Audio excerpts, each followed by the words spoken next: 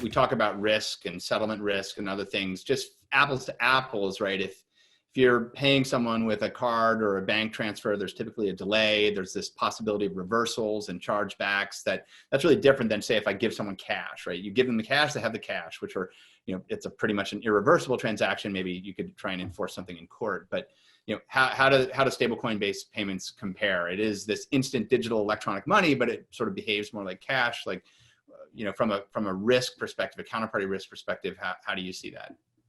So that's absolutely right. And it is really the first version of digital cash that we really have today.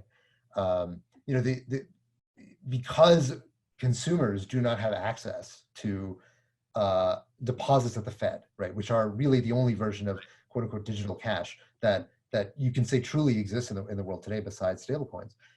Stablecoins have sort of become the first way that you get the same settlement properties of cash, where there's no way for the system to revert. There's no T+N settlement time. It's instantaneous, and the moment you give it to somebody, it's a bearer instrument. Cool, you can move on with your life. You never have to ask another question. That kind of commerce has been increasingly eroded over time, with basically regulators and governments kind of attaching more and more strings to the traditional financial system. And it's one thing to talk about how frustrating that is for small business owners who might get their accounts frozen by PayPal or frozen by their bank or whatever, and basically locking themselves completely out of commerce.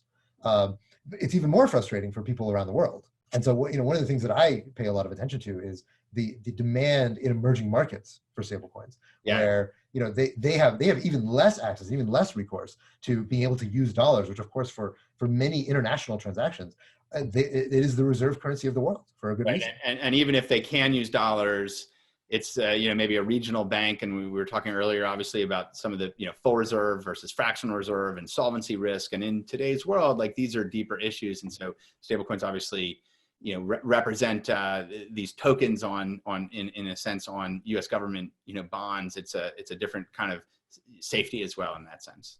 That's right. And so look, the equation at the end of the day is that if you want what PayPal is offering, you can use PayPal. But if you want what USDC is offering, you can use USDC. That's what I mean by financial unbundling, is that ultimately it's only ever a good thing to give more choice to people. And USDC or any other stablecoin gives people that choice to say, look, here is the bundle of things that I want with my money. And and these things I can either pick and choose, or I can say, look, I don't want that. I don't need that for my business. And that trade-off won't be right for every business, but it will be right for some.